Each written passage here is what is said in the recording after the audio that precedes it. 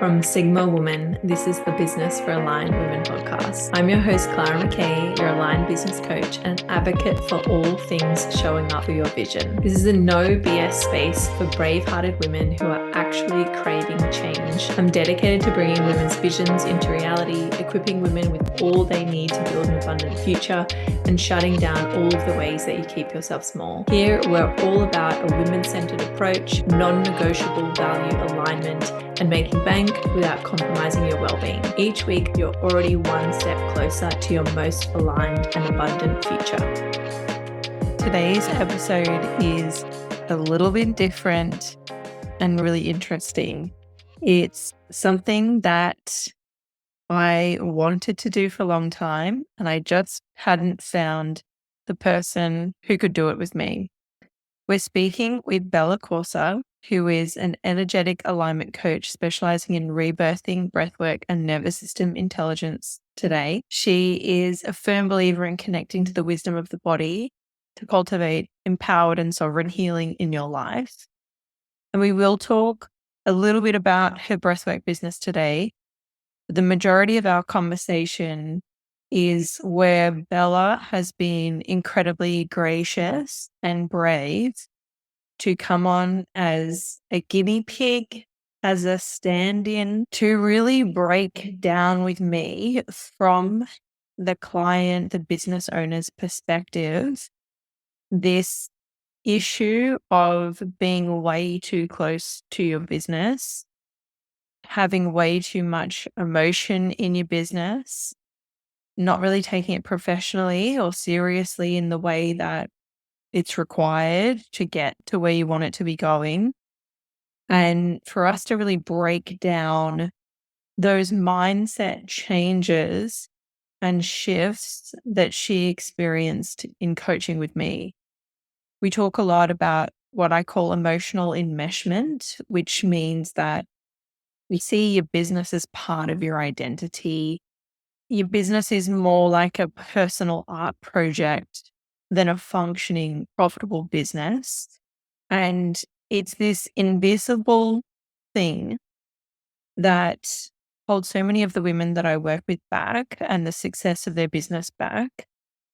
But the thing about it that concerns me is it really mentally damages you guys. Like, this is really getting to the point where a lot of your mental health is actually really suffering in a way that I don't think any of you realize how bad it actually is. Like, you shouldn't be this upset about your business. You shouldn't be getting this worked up about it. It shouldn't be this hard to take action on your business, and approaching your business from this emotionally enmeshed place for so long is why you feel very tired and very exhausted, and you feel like you don't have the energy to show up in your content as much as you need to, and also why you're starting to get a bit frustrated with everything. So this is a bit of a long episode, but I hope that you stick with us because I really think that you're going to feel incredibly seen and heard in Bella's experience. And we're going to talk out loud and say a lot of the things that not many other people are actually saying out loud. And I really hope it lands. If it does, please send me a message. Please check out Bella. Absolutely beautiful soul. There's not really many people that I could have had this conversation with. And she's just so self-aware in the true sense of the word, not in a spiritual bypass sense of the word, that she was open to having this conversation and she was able to hold the space for it and invite me in. So thanks, Bella. Hi, Bella. I would love for you to please introduce yourself and your work to our audience. First, I want to say thank you, Clara, so much for having me on the podcast. I'm really excited to have this conversation. I would love to first say that I am a continuous student of life. In my nature, I am definitely an artist, and for my passion for my work, I am a somatic therapist, specifically an energetic alignment coach, specializing in the modalities of rebirthing breathwork and nervous system intelligence. Wow, so cool. And I think we're going to tap on a little bit of nervous system stuff today. For sure. It's very relevant.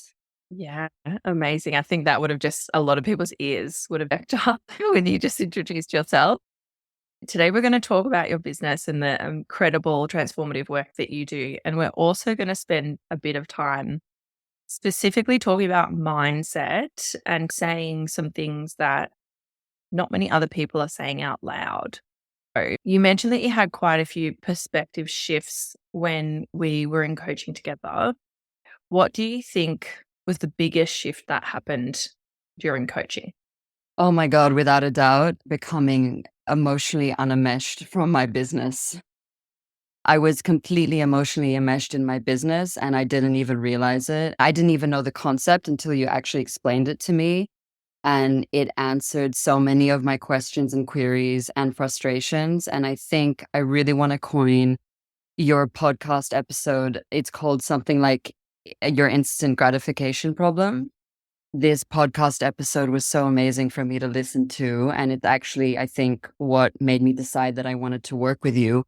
And that was the introduction into realizing how emotionally enmeshed I was. And basically, to break that down a tiny bit, I know we're going to go into it, but really understanding that your personal value is not attached to your business and your work, and really realizing that you need to put systems and structures in place to actually run a business that's going to expand, a business that's going to be profitable.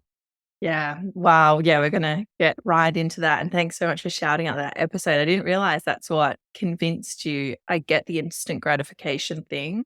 And I'm almost 37. And I think people who are younger, more like 30 and younger, they have this more because they've just been so exposed to social media for so long and seeing how people can blow up. Everyone's at that level. And I see that the instant gratification, a really big symptom of this is niche hopping. So changing niche like every few months. And it's really sad. It really upsets me when I see it. And I'll always say to my clients, can you talk about this for 5 years without getting bored or running out of steam? And they'll always say, yeah.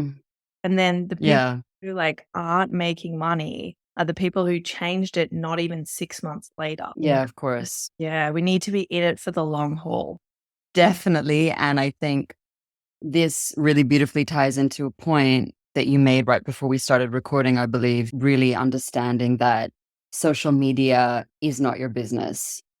It's a really remarkable tool that we can use. It's a point of connection, but there's so many things going on behind the scenes. There's so many incredible structures that we can put into place and other tools that we can use, which is also what you really taught me, that are actually a far more stronger foundation. But I think with social media, there's also this desire to also project an image or a certain lifestyle. And I think you also really need to decide when you're building your business how much you're going to establish yourself as the brand. And that's also another, I'd like to loop that into my point of not becoming emotionally enmeshed in the business and just really understanding, as you've said to me, what are you selling? You're selling a service, right? And really understanding that from the get-go when you begin your business. I really wish I knew that from the very beginning. So many things that I want to pull out of there that are so important. And the first thing I want to say is that a lot of people don't realize that the people who have personal brands, it's not them, it's a persona. Exactly. Totally. Strategically, and some people so much so as to change their accent. Like they've strategically created a persona that they put on when they go online, which also means when they're not doing that, they get to take it off. And even if someone's being authentic, to a level, they are doing that. I'm talking specifically about people who've built personal brands. You see those people who've really blown up just being themselves in quotation marks. I guarantee you it's not actually really what they're like in their daily lives, because most of the time people have done this over many years and they're reacting to what works. Yeah. Definitely. And I want to second that. I know it for a fact. I work in this space. I know a lot of people that work in the space. I have friends that work in the space. A lot of it is a persona they put on. most definitely.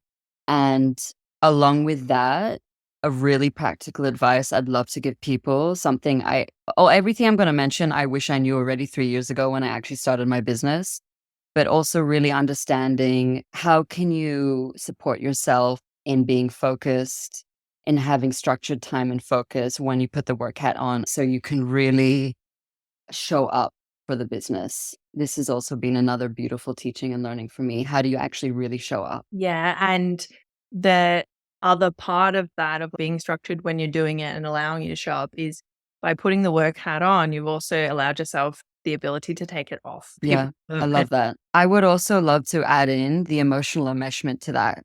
When you're emotionally enmeshed to your business, it's also resulting in all of that. It's almost like, the way I put it is like your lens to your business is clouded. You can't see things clearly and you're taking everything personally. And for me, that's what created the exhaustion. I haven't had a proper actual burnout, but I was continuously feeling so frustrated, defeated, and just so for example, like not actually landing a client, so on and so forth, I would take that personally. And you really beautifully pointed it out to me. No, it's all about building the structure in the business. It's about being consistent in the business. It's about gaining trust in the audience or with your audience, and just starting to learn these things. To be really frank and open, it started to also take away a lot of the shame I had been holding that my business for a very long time was not working. Yeah. You started to say, oh, it's possible. It just needs a container. Exactly. Yeah. And I want to go back to, we were talking about Instagram and social media and that enmeshment. We'll probably talk about that even more. But over the last couple of years, especially in Australia, I don't know if maybe I just follow a lot of Australian brands, but some of my favorite brands, like brands that I've been spending money on for many years that I really look to, they're on a pedestal for me, that are women-owned businesses who have not only have, I don't know, hundreds of thousands of followers, but also have like celebrities on their blogs and stuff. They're really doing well, have had to completely close down and have not built a profitable enough business to sell it, which is what we would want to happen. If you decided you want to close your business, you should be able to sell it to someone else. These are product-based businesses. And that's 100% because they've entirely relied on Instagram as their only form of marketing. Yeah. And honestly, I'm having a little giggle to myself because I just find it's so ironic in its truth what you're saying. And for maybe some people listening, it could be even possibly a revelation. Just really not. I just think so much of social media is smoke and mirrors and it's all about image. And again, I just want to emphasize, you need to have a strong structure backing your business. You need to have, it's like when let's use the metaphor of building a house. You need to have a strong foundation to build your house. It's the same with your business. Yeah. And I think people so easily fall into this, again, the brand, the persona. But you've also said to me, before you do something, what is the intention? What is going to be the end result of doing this thing? There's got to be the strategy behind it. I really want to emphasize structure and strategy because that's so much of what you and I worked on practically. And it's just been such a game changer. Yeah, and that I've started to become a real broken record where when people send me like random questions of my clients, I'm like, what's the intention? Like, not Exactly. shutting it down, but being like, no, you need to tell me what the intention is before you ask for my advice, because even my advice is going to be different according to the intention. And almost 9 times out of 10, when I ask that, it completely changes where they were going in their thought process. Yeah, innately just listening to that, my innate response is it probably takes them out of the emotional enmeshment, right? Oh, this is not about me. Yeah. Or my emotions. Again, this is about the business. And again, we might be sounding like broken records, but I really wish I knew this 3 years ago when I first started my business. It would have saved me a lot of, honestly, emotional turmoil and just so much setback and frustration. So please listen to us when we say this, because it's the biggest thing. Yeah. And I think what you just said is something that I want to double down on: the emotional turmoil, the self-created suffering and anguish and mental disturbance which could end up actually becoming clinical anxiety, clinical depression. And Oh, for sure. I've worked with people who are really unwell mentally, and they're basically really deep chronic fatigue at the same time. And I've been like, literally, you're exhausting yourself in your head before you're even doing anything. Of course, you feel exhausted. Yeah, absolutely. And I would just love to do a little side note of what you just said, because so much of this mental exhaustion and how it leads to physical ailment is so much of what I work people in my space, and has been a massive part also of my own journey. And I think in mentioning that at this point, really just wanting to emphasize the mind body connection and how important it is to have the clarity between the mind and the body, particularly as a woman when you start your business and a business. So I want to pitch something to you because, so for me, as a business coach, as someone who has built 2 of their own 6-figure online businesses and has also built real world startups, right? Yeah. To me, it's a given that when you go into business coaching, it's about your business. But I've had a lot of people giving me feedback recently being like, I never thought about it that way.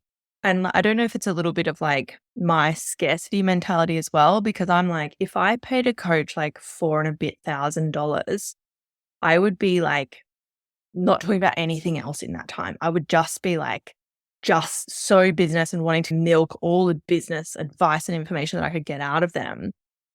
But the vast majority of my clients are going into coaching and also every day in their business, almost like it's therapy or something. Yeah. Oh, I'm so happy you're bringing this up. And I feel like this could possibly be a little bit of a tender topic for some people, but it's so on point. And I was one of those people, Clara. I really thought my business was about me. And again, I think it goes into a little bit of this identity projection, or a lot of this identity projection. You are your brand, social media, all of this stuff, having an image. And I dare say it could also be something that's a little bit innate for women. And we've mentioned very briefly the structure of the patriarchy and running a business as a woman. It's a whole beast, it's a whole other situation. And there's a lot of deconditioning of how to be in this space. I hope that didn't come off too abstract, but this has been another massive aspect in teaching that I've moved through. You must understand that the business is not about you, it's about the business.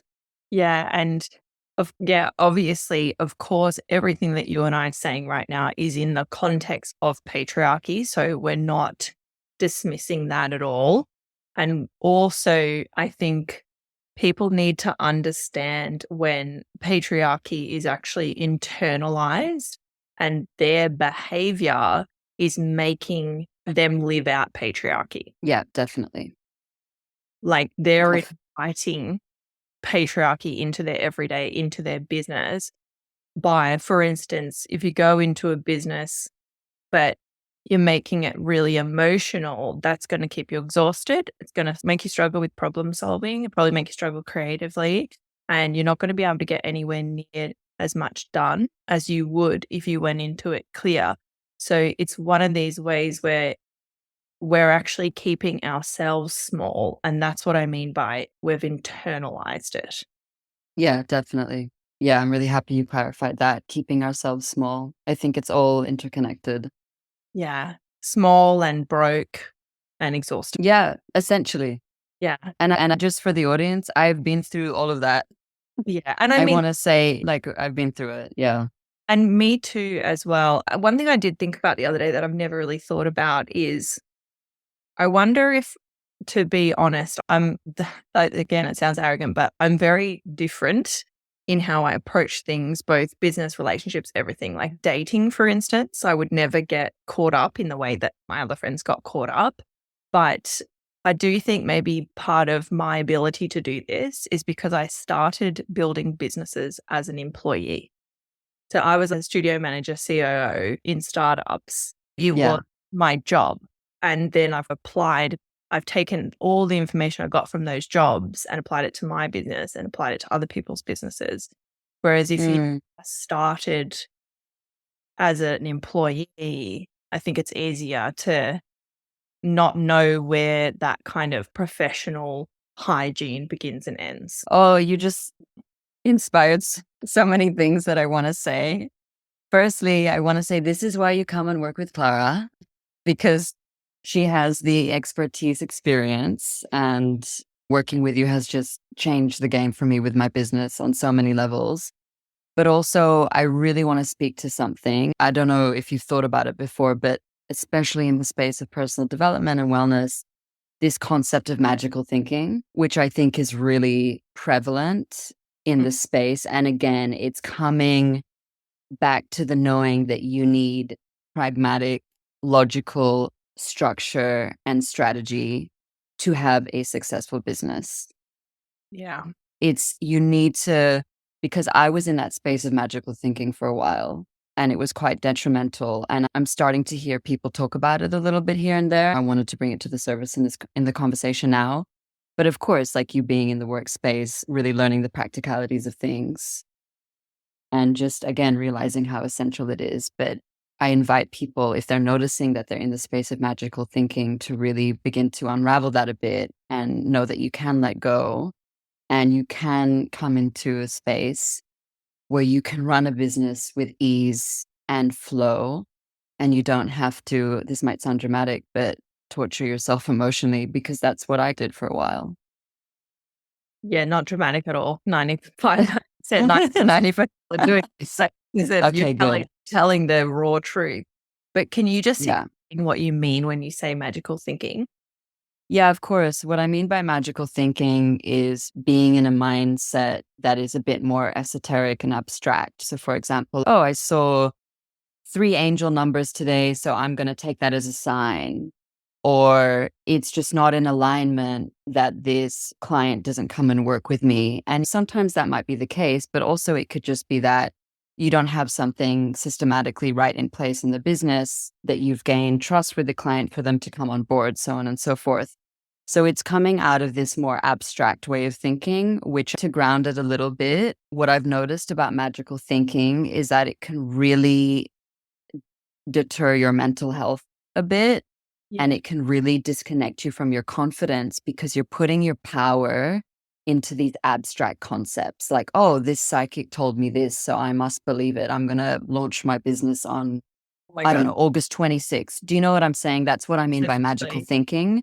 Yeah. And I see so many people in this space. And again, I've been there myself, really let that magical thinking lead the way. We need to come back to consistency. We need to come back to structure, and we need to come back to strategy. And that's what it's about. And I think so much of working with you was unraveling this disbelief that for so long I thought it had to be really hard and I thought it had to be a struggle. But what I've learned for you is no, you can put these systems in place and then a business can flow and then it can evolve and it can grow. And it's actually possible. Yeah. And I don't see psychics all the time. I see a lot of tarot readers. I love astrology, human design. I'm like, or every week there'll be a period in my business where I'm doing work and in the background there's a YouTube with all my favorite tarot readers, energy reports, all that stuff. Like I am into it. For sure. Me too. Definitely. Yeah, but I definitely wouldn't make intense business decisions based on any of that. I keep it in the back of my mind. For instance, I did notice that my sales really bloomed when Pluto came out of Capricorn. And then when Pluto went back into Capricorn, it calmed down a little bit. But rather than like, oh, that's why it's happening, it's okay, so Pluto's going out of Capricorn in November. Let's just chill. And as soon as I was like, okay, I'll prepare myself just in case this is affecting my sales.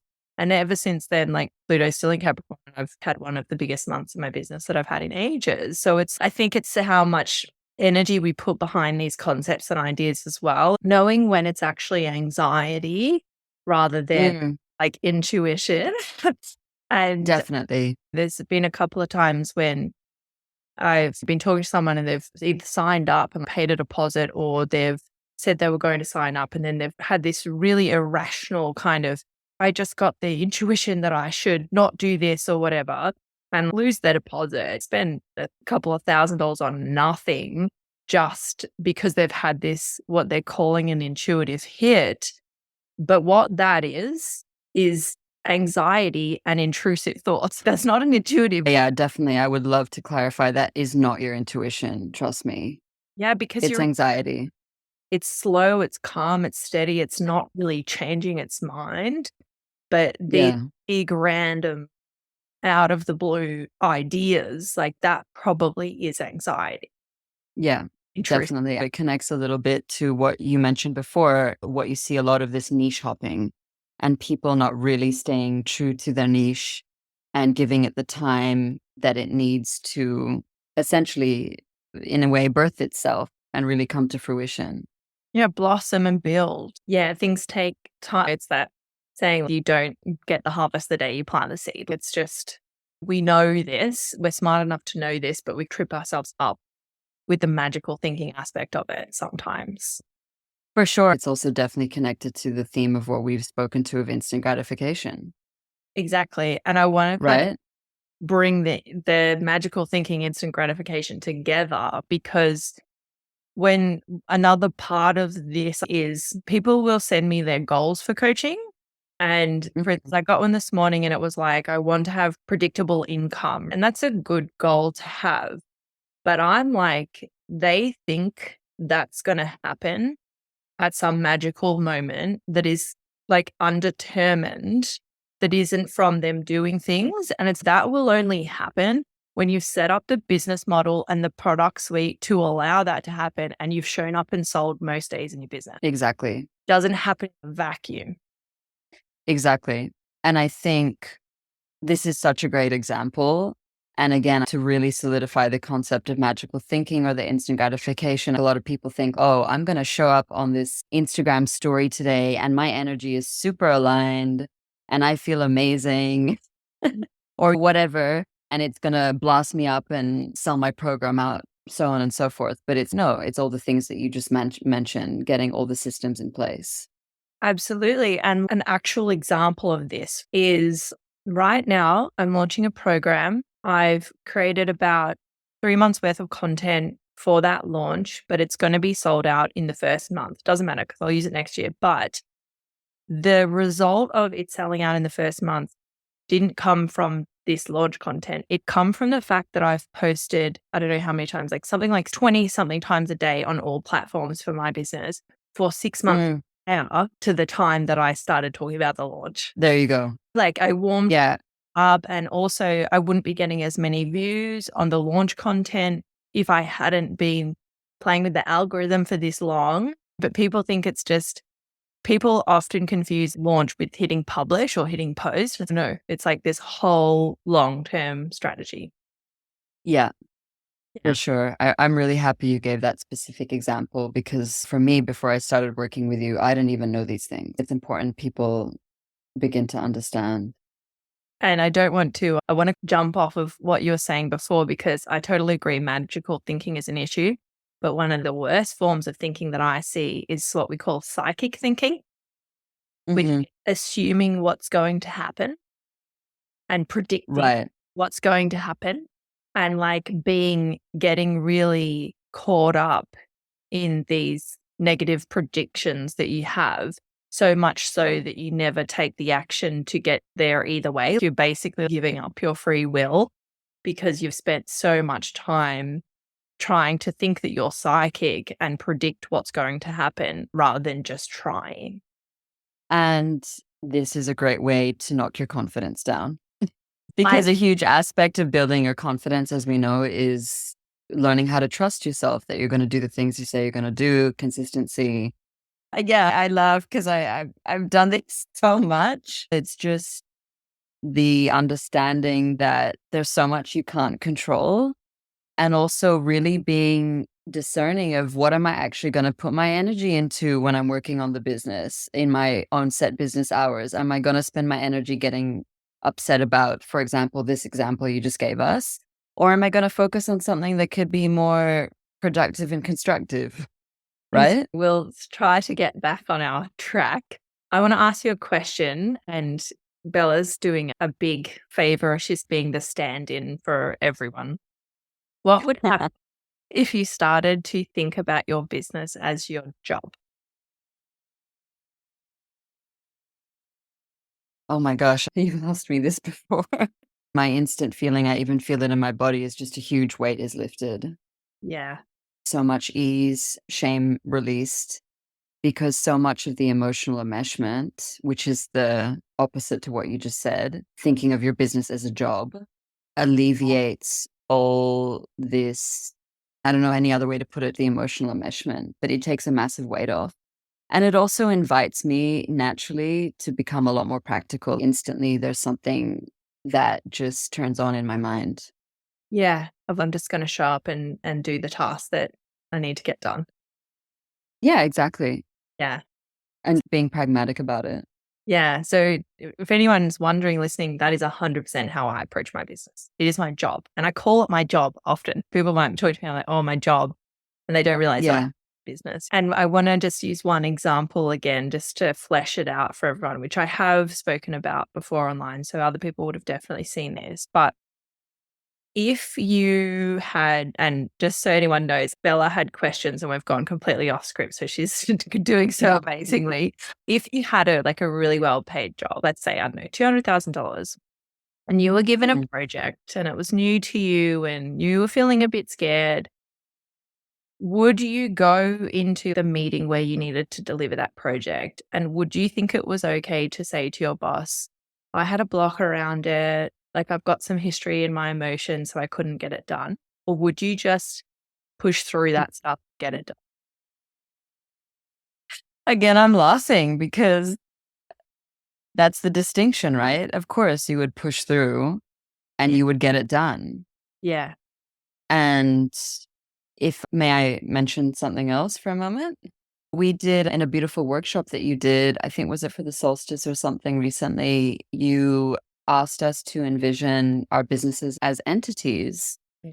And this actually might sound a tiny bit magical thinking and out there, but it was really remarkable because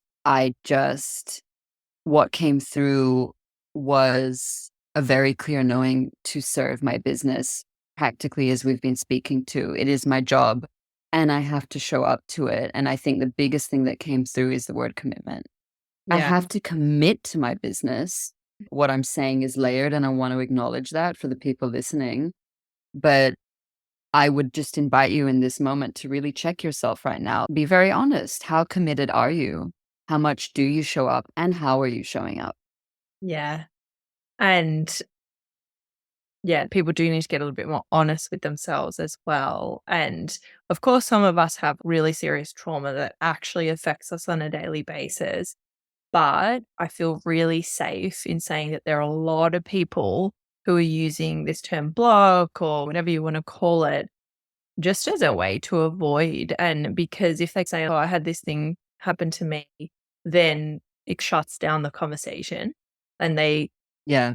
there's no more kind of emphasis on them. It's, oh, okay, let's just not worry about it then. But the whole point of especially doing coaching is that you are worried about it and you do want to move through it. But to go back to the job thing and the question about the boss, something that I really want everyone to sit with, and this is intense, but it's again an honesty thing, is if you said, yes, I would push through and I would deliver the project, your problem is not blocks. Your problem is a lack of self-respect.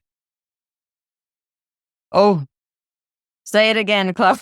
Say it again. The reason that you would push through is you respect that boss or that job or that company, and you don't respect yourself enough and as much as a business owner. So you're treating yourself in this really fluffy, frankly ridiculous, and at times a little bit batshit crazy way that you would be so embarrassed to do that to your boss. Yeah. Why do you respect yourself so much less than this boss that we're imagining? Yeah.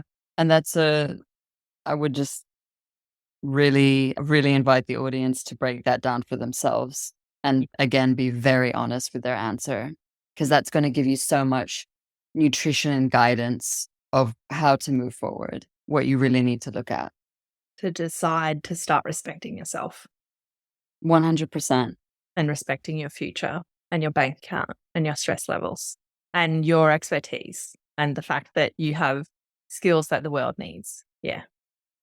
When I hear you say all these things, I actually just got very inspired. It's like, how do you want to show up in the world? How do you want to show up for yourself? How do you want to show up for your life and your community, your immediate, more closer relationships as well? What role do you want to really play? If you can really begin to understand why you want to start your business, why you have started a business, it's going to be a really beautiful anchor to tune into and to connect and to ground into in those moments when the clarity is not so much there. It's going to be that piece that you can come back to. And it's really powerful. And that goes back to that simple question of what is the intention? But you have to be honest with yourself for that to work. And what I see happening a lot is, especially in wellness and spirituality, which has got a lot of like woke and broke internalized patriarchy in those systems. Yeah. People are telling themselves that they want to build a platform or build a community or whatever. But the truth is they want money. And if you go into an action telling yourself it's one thing, but your true intention is something else, you're going to be disappointed with the results. And that's when you start to get really frustrated and really resentful. But to be frank, it's their fault because they went in saying they were doing one thing, but really the truth was they wanted something completely different. Absolutely. I would love to emphasize the money piece. Yes. Because if you're starting your business to make money, that is amazing. That is great. That's livelihood. Do you know what I mean? That's expansion. That's what a business, this is where my really logical thinking mind explodes because that's the definition of the word business. Yeah, Like exactly. business isn't about doing anything else other than making money. And if it is something other than making money, then that's a charity and that's completely different and it should be structured completely differently. Yeah, or a hobby, which I love that too. When I heard that, that really woke me up. The saddest thing is that when people are treating their business like a hobby, they've usually spent so much money on it. It's like you're knitting with gold or something. It's an expensive hobby. But let's go. I know we've talked about it a little bit, but I'd love for you to describe what was going on in your mindset before we started. Maybe some literal symptoms or examples of emotional enmeshment. Oh, wow. Yeah, so many. A lot of what you already mentioned, but I'll re-emphasize again. Number one is I was just taking everything so personally. If I didn't get the client, I took it personally. If a launch failed, I took it personally. And it just created so much shame. Yeah. And it really created a belief that there was something wrong with me. Before coming to work with you, I was in such a deep point of utter frustration and feeling really helpless, the shame piece, and just thinking there was something wrong with me that I couldn't build a business or get my business off the ground. Yeah. 97% of my clients are doing this. And 100% of that 97% believe that it's a personal issue of theirs. Exactly. Yeah. And it's if all of you are doing it, it is not a personal problem. Yeah. It's Definitely. a systemic problem. It's a cultural problem. Yeah. And It is. as soon as we stop thinking, tell me if I'm wrong, as soon as we stop going, this is something wrong with me and start going, oh, everyone's got a bit of an issue around this. Does it take the emotional barb out of it? It does. But honestly, the more powerful piece for me was really beginning to understand that you need to build a strong foundation for a business. Yeah. That more so actually took out the shame. Essentially, what I want to ask you is being emotionally enmeshed, did that do anything for you? Yes, it kept me small. It kept me in a place of not taking full responsibility for myself and just really like playing small. Yes, I would say, and I extend it to being in what we call a victim mentality. Yeah. Said that you said the Yeah, crying out loud. I did. 100% honestly. Yeah, I'm just going to say it. It's really being in your victim And if you want to break that down, it's what I said before. It's not taking full responsibility for yourself. And specifically in my space and how I work with people, not taking full emotional responsibility for yourself. Yeah, absolutely. And I do like to read a lot of books on psychology just so that I have a bit of a better understanding as to what's going on with my clients. And one thing that everyone should know is that victim mentality is the dysregulated response to frustration. So if you're Mm, and you're frustrated, you'll automatically go into victim mentality. But if you're frustrated and you're in victim mentality, that's going to keep you frustrated. And it's like the saddest thing because the only thing that's going to move you out of frustration is doing things differently. yeah, absolutely. It's really fascinating because again, this ties into so much of my work. And in the time that I've been working with you to restructure and rebuild my own business, I have incorporated what I love to call the nervous system intelligence and really beginning to understand these trauma loops and cycles and knowing that you have to do things differently. And to give a very specific example, with an beginning to introduce an understanding of the nervous system. For example, if we want to come out of a trauma response, we have to be able to connect to an aspect of pleasure in the present material space. So, for example, I'll give a tangible example, like maybe you're experiencing anxiety or anger. If you can just look into a corner of a room and notice something that you like, I'll give, for example, hypothetically speaking, oh, I like this yellow lamp over here. I like the color of the yellow. Just being able to break the cycle of the focus of the trauma and coming to a new experience, which in this space I'm calling pleasure, but noticing something that can be pleasurable. Yeah, So I can yeah, basically what I'm saying is like new ways, new cycles. like to short circuit it. Yeah, exactly. And tell me if I'm wrong, but I think what you just said proves that it's really not helpful for us to be incessantly talking about these issues. 100%. Clara, I'm so happy you said that. And something that I really would love to say to the audience is there's so much emphasis these days on, for example, manifestation, neurological rewiring, working with the mind. But let me tell you, it's where it's at is rewiring the nervous system. This for me, along with the breath work that I do, has been the ultimate game changer. I can see that. I feel like you'll agree. I can see this in my own self because really prioritizing a 30 to 45-minute yoga nidra in the afternoon when I would otherwise be feeling a little bit stressed or a little bit rushed or a little bit that afternoon slump has completely shifted any emotions or any feeling of overwhelm or anything that I would have in my business. Definitely. And I want to emphasize you doing that is you being responsible for yourself, Really? I having like the self responsibility. And one of my most favorite teachings from the first ever breathwork master that I started to follow when I was 17, he says the only thing you have genuine control over in life is how you choose to perceive. Are you going to react or are you going to respond? I.e., are you going to be in victim mentality or are you going to be in your gratitude?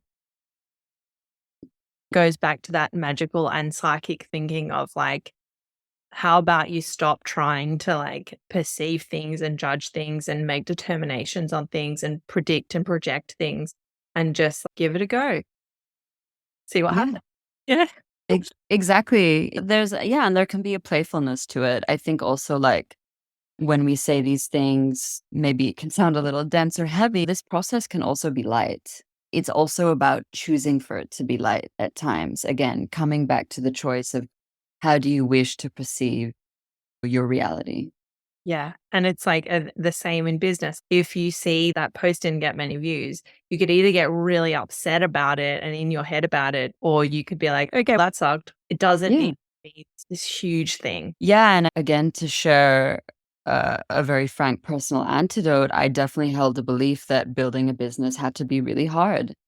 I came from that. It's hard and it's difficult. The imagery of pushing a boulder up a mountain, just exhausting yourself to create this thing. And It doesn't have to be like that. Yeah, and I Yeah. always get really shocked when I'm like, no, I'm completely offline Friday to Monday morning. Like I'm completely offline. I'm like knitting, I'm cooking, like I'm going for walks, hanging out with friends, like whatever. And people, Mm, what? Like they don't get it, but it's your business. So you can structure it however you want. And it, of course, building a business requires effort, but that effort can be easeful. Not easy, but easeful, which is like the big thing that I try exactly. with my clients. Let's spend a little bit of time talking about your business because I've done breath work in terms of traditional yoga stuff, but I've never done any other form of like proper breath work, specific breath work. And I'd love for you to talk about your offers and what they do, what people can expect, and how might people know that they would need something like your services? Oh, wow. Yeah, I'm so excited to speak about it. Thank you so much for the invitation. And let me see where I want to begin. I would repeat that I am an energetic alignment coach, and that's working in the space of somatic therapy. And specifically, I work with rebirthing breathwork and nervous system intelligence. Rebirthing breathwork is really unique because it's what we call a conscious connected breath, which is a continuous inhale and exhale through the nose without a pause, a stop of the breath, because we are the only animals, aside from animals that are wounded or in the process of dying, that hold or stop the breath. And actually, holding the breath is a learned trauma response. The continuous inhale and exhale is also the way that the human body was designed to breathe. This technique, it's really gentle and soft and tender, but has a really remarkable, deep ripple effect and profound transformative quality. And I am pairing it with the nervous system intelligence. And what I mean by nervous system intelligence is beginning to understand how the nervous system works, how your trauma and trigger cycles work. So you no longer feel powerless to it, and you can actually learn to work with it, and you can actually learn to integrate. That's what I want to say about the practicalities of the work.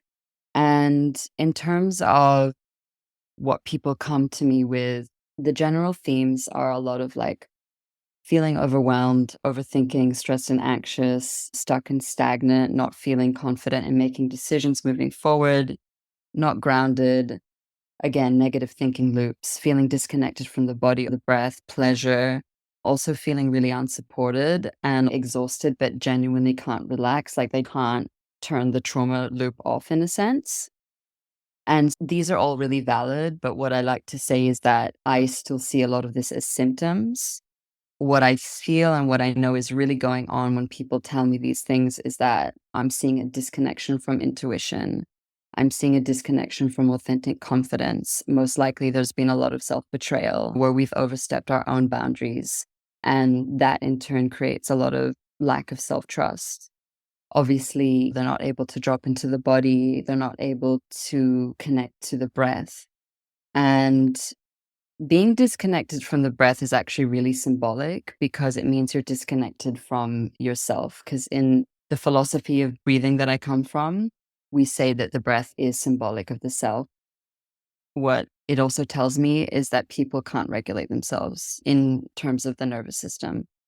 Yeah, there's so many layers to the work that I do. I say that everyone's journey is very unique, but if I was to really concise what this work does for you, is that it's about learning how to liberate yourself. And Clara, learning to take full responsibility for yourself, for your emotional life, for your intimate relationships, for any form of relationship that you have actually. In the process of working with me, you learn to speak the language of the heart. And what does that mean? It means that you really learn to listen to your authentic truth, embracing yourself and embracing your emotional landscape. Beautiful. And I want to reiterate. So when you say authentic truth, what, and like being able to embody your true authenticity, to me, what I think you're saying is you can't do that if you're highly reactive. So you're creating the container in which people stop being highly reactive. And then the next layer down is, okay, so what is truth for me? Yeah, absolutely. Absolutely. To use the example of manifestation and rewiring the neural pathways in the mind, it's really what I really started to learn when I was doing my studies with the nervous system is that we really are animals running on a program, and it's so limiting. So we can call it limiting beliefs connected to the subconscious of the mind. But there is really also a practical physical limitation that comes into play, which is our trauma responses. Yeah. And so when we can integrate, which is also another really beautiful word to use for heal, right? When we can integrate these trauma responses, these energetic trauma responses, we are liberating, we are freeing ourselves. There's so much more possibility and capacity that can be experienced in life. In a practical sense, when you learn to regulate yourself, you're creating more space to hold your emotional landscape. When things like anger arise or anxiety, you don't get caught, excuse my language, but in the shitstorm of it all. Like, you don't lose yourself. You can stay anchored and find your center. Yeah. I wonder if other people resonate with this, but I know that for myself, truly, for the last, I would say, 3 years, self regulation has been a massive priority for me in my daily life. And that has resulted in more business success. But also, my human design, I'm very susceptible to other people's emotions or moods. And I can Yeah. be quite porous in that way. Sometimes if I'm on a call with someone and they're down, like I can feel depressed afterwards, even though like I'm not depressed, which is where cleansing, clearing, and everything comes in. But I know for myself, since I started focusing on self-regulation, I just feel so much stronger at being able to like someone else in the room with me is in a shit mood, but I'm not going to try and fix it or take it on or be upset about it. And I have more of a capacity to they're being ridiculous or whatever, you know?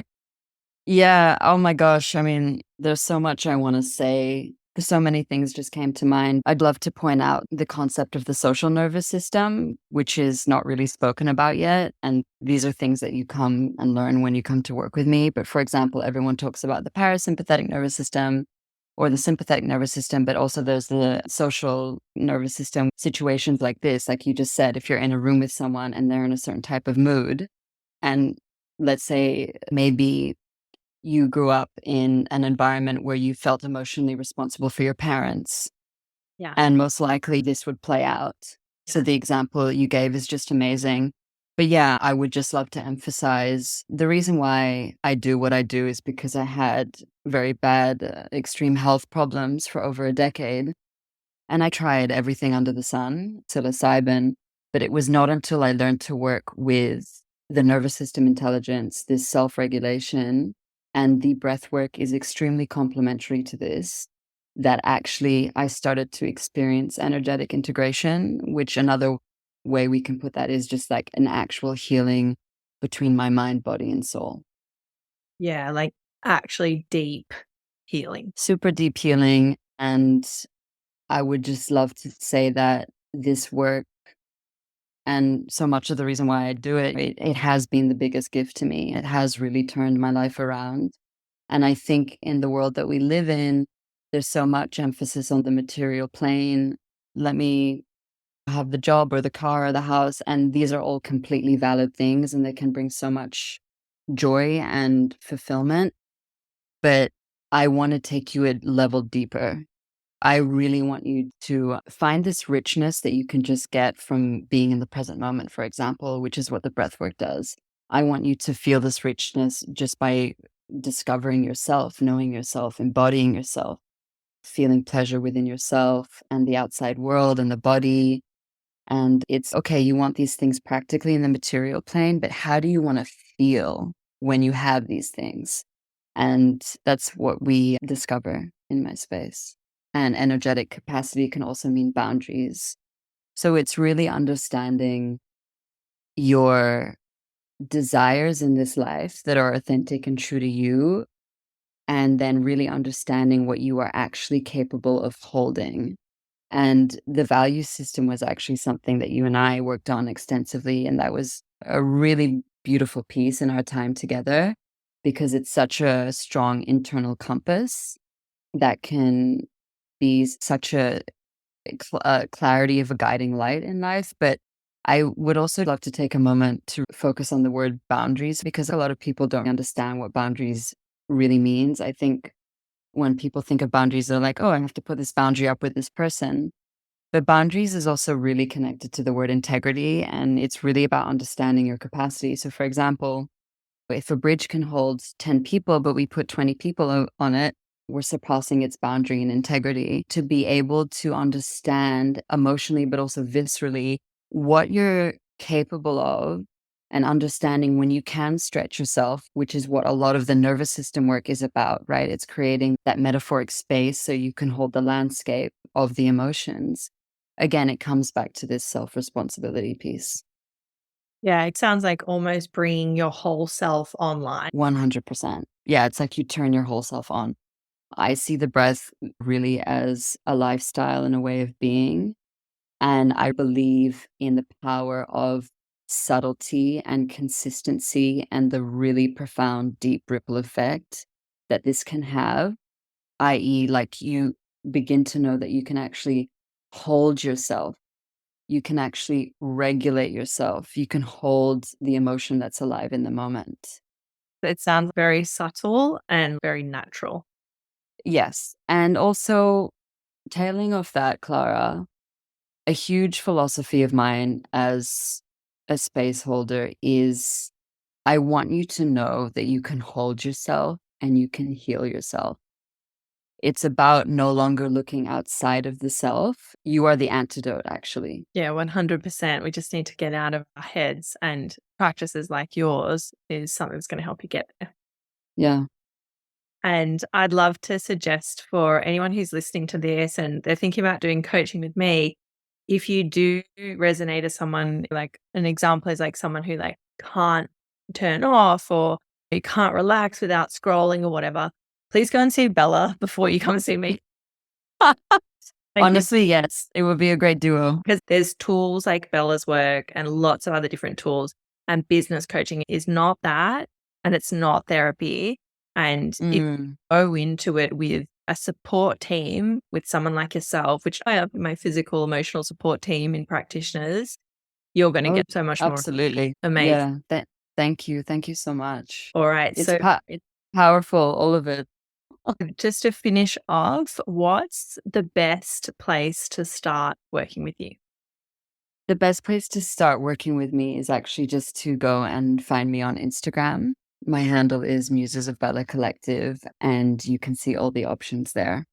You can come and work with me one-on-one, or I also have a really beautiful introductory group space. Beautiful. I love it. Thank you so much for your time and all of your wisdom today, Bella. Thank you so much, Clara. This was amazing. Beautiful to speak it all out and to share the process. Wonderful. If you can't tell, getting to share this time with you is something that I find truly sacred. I know that you're busy, but if you've taken anything away from our time spent together today, could you extend the love and share this episode with a friend, your community, or on your socials? Tag me so that I can see it and I can share it too. Or when you have a spare moment, leave the podcast for review. These things cost you nothing and will mean so much to me. Let's get this resource into the hands of more women visionaries and help us collectively move towards our most aligned way of being and doing business together.